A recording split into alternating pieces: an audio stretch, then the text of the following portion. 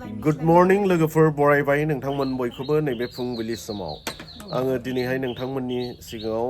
सानडेनि special video लाबोनो नागिरबाय दे लोगोफोर भिडिअआ माबायदि जालांगोन नोंथांमोना नायलांबाय थादो बे फुंबिलि समनिफ्राय सानसेनि भिडिअ आङो नोंथांमोननो दिन्थिनो हास्थायगोन लोगोफोर आङो दायो दङ ब्रेकफास्टआव जिरायबाय आरो लोगोफोर आङो बे ब्रेकफास्टखौबो एसे नोंथांमोननो दिन्थिलांनोसै बेनिफ्राय आरो आङो दिनै बहा थांगोन आङो बेखौबो नोंथांमोननो शेयार खालामगोन नायलांबाय था लोगोफोर आंजों लोगोसे जिरायबाय नै आंनि दिनैनि ब्रेकफास्टआ नायदो लोगोफोर मा लाखो नैबे जाहैबाय जोंहा अट्सजों गाइखेर बेनिफ्राय आरो बेयाव फ्रुट्सफोर होबाय दै आपेल दालिम आंगुर होबाय आरो ने आंनि ब्रेकफास्टआ नै बिदि दिनैनिया बेनिफ्राय लोगोसे दावदै बयल लाबाय बेनिफ्राय आरो बुट गोथां बेनिफ्राय आरो मुग लाबाय बेनिफ्राय आरो नैबे जाहैबाय जोंहा अपारजिता फ्लावारनि टि मा होनना बुङो बेखौ पार्पल टि होनना बुंनांसिगोन आरो ने लोगोफोर आंनि ब्रेकफास्टआ नै बिदि आरो ने लोगोफोर स' अब्ला फैफाबाय थादो लोगोफोर आंजों लोगोसे आङो बिदिनो दिन्थिलांबाय थागोन नोंथांमोननो दे जानानै आङो बहा थांगोन बेखौबो नोंथांमोननो दिन्थिगोन दे लोगोफोर दायो पुरा सानसेनि भिडिअ सानडे ब्लग दे अब्ला लोगोफोर चार्चआव थांनो ओंखारबाय लोगोफोर दायो चार्चआव थांनोसै सानडेआवथ' आरो चार्चआव थाङाब्ला एकदम माबा मोनसे थालांनाय बायदि मोनो आरोना जियानो जाया मानो चार्चआव थांनानै एसे इसोरनि आशीर्बाद आरो बोरफोरखौ लाहैनोसै आरो इसोरनि बाथ्राफोरखौ एसे सोलोंसै आरो ना लोगोफोर दे अब्ला लोगोफोर आंजों फैफाबाय थादो नोंथांमोना फैनानै जोङो चार्चआव फैबाय दा नै लोगोफोर थांबाय थादो मोनसिगोन आरो ने जोंनि गलमा चार्चखौ एसे नायदो माने जोङो प्रिन्सेसजों आंजों फैबाय आरो ने चार्चआव दे लोगोफोर नायलांबाय था फैफाबाय था आरो चार्चनि प्रग्रामनि भिडिअ आङो नोंथांमोननो दिन्थिलांगोन दे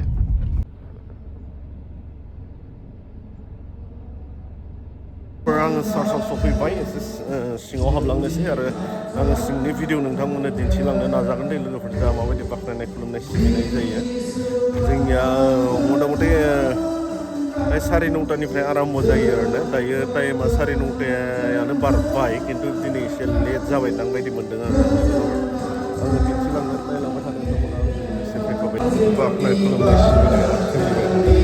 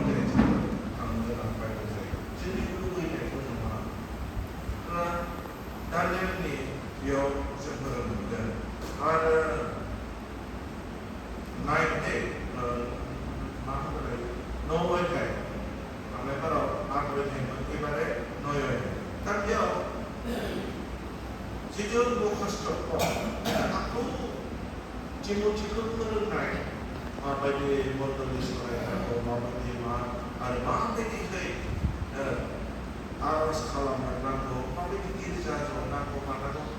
बहुद मानसिखौ खिन्थु खोब मोजाङै फोरोंदोंमोन माबायदि न'खर सालायनो बेफोरबा दा नै बेबायदि बेबस्थाफोरखौ जोंफोरो नायनो बेनिखायनो जोंफोर लोगोसे फार्स्टआवबो बुंदों आं बर'नि गेजेरजों बांलाखौबो जानो हागौ आयदा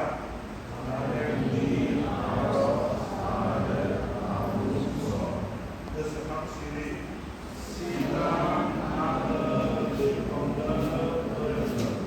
बयबो मानसिफोरनि जुनै आर'ज खालामनो खावलायो इसोरनो आरो इसोरखौ हामबाय होननो नांगौ से तिमथि 2:6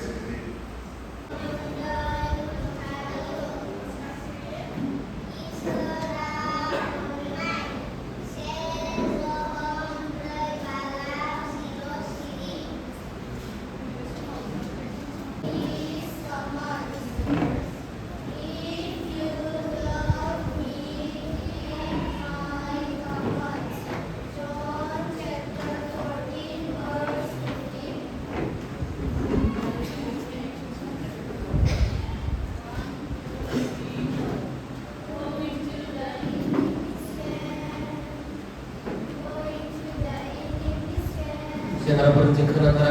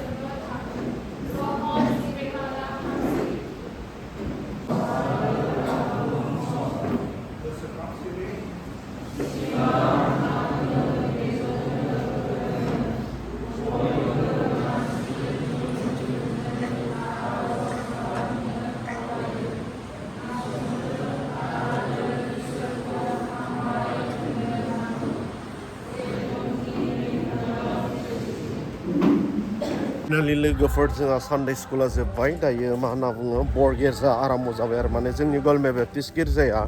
मोननै सेसन खनसेनो ज' जिरायखायो आरो ने लोगोफोर माने 9:30निफ्राय 11टा बाजासिम सानडे स्कुल लायो बेनिफ्राय आरो बिनि उनावहाय 11:30निफ्राय जेब्ला सानडे स्कुल जोबो अब्लानिफ्राय मा होनना बुङो बर गिर्जाखौ लाखानाय जायो आरो ने माने जोंहा 9:30निफ्राय लानानै मथा मथि 12:30 आसिम जोंनि प्रग्रामा जायो आरो ने आरो बेयावनो मोननै सेसनखौबो फोजोबखानाय जायो ओमफ्राय बेलासे फ्रि जायो आरो ने दे अब्ला लोगोफोर आङो दिन्थिलांनो जोंहा बर गिर्जा हाबाफारिखौ नोंथांमोननो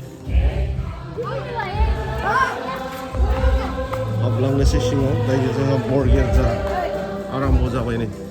दायो बाख्नायनाय खुलुमनाय सिबिनाय हाबाफारिया जागायबाय आरो ने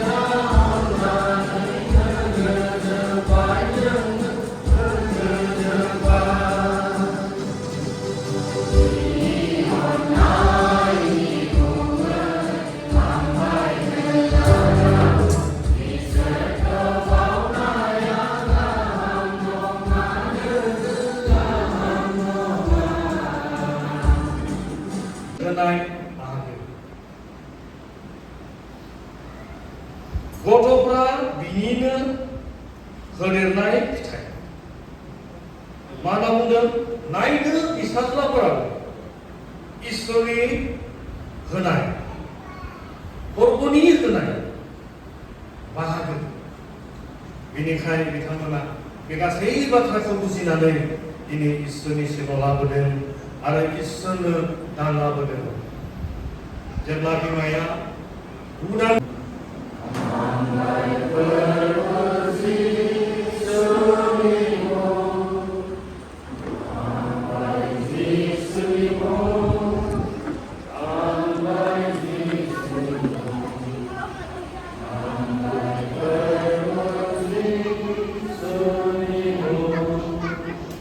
फाइनालि लोगोफोर जोंहा दिनैनि सानडेनि जि गिर्जा हाबाफारि बियो जोब्बाय फुंनि समाव जोंहा सानडे स्कुल जाखांबाय आरो बिनि उनाव बर' गिर्जा जादोंमोन जोंहा बेबो जोब्बाय आरो जोबनायनि उनावहाय जोंहा दायो मोनसे प्रग्राम दंबावो आरो ना लोगोफोर प्रग्राम माने पार्टि होनना बुंनांसिगोन आरो लोगोसे मा होनना बुङो रिफ्रेशमेन्ट नै बिथिं रिफ्रेशमेन्टनि लाहार फाहार नै बिथिं नै जोंहा सानडे स्कुला बर' गिर्जा जोब्बाय सानडे स्कुल जोब्बाय बर' गिर्जा जोब्बाय बिनि उनाव दा टाइमा जाबाय जोंहा 12:30 जाबाय दे 12:30 जाबाय ओमफ्राय दा नै जोंहा दिनै मोनसे रिफ्रेशमेन्ट दङ आरो ना बे रिफ्रेशमेन्टआनो जाबाय जोंहा मा होनना बुंगोन इसोरखौ धन्यबाद होनाय जिथुनाखि मेट्रिक पास जानायनि पार्टि होनो मोनाखैमोन बेनिखायनो दिनै जाहोबाय आरो ना लोगोफोर दिनैनि जानायनि रिफ्रेशमेन्टआ जाहैबाय जोंहा नै बिराद बरिया पेटिस बेनिफ्राय आरो लोगोसे दाउदै नै बरिया दिनैनि रिफ्रेशमेन्टआ गोथाव गरम बाव हा पेटिस मिस्टि बेनिफ्राय आरो दाउदै नै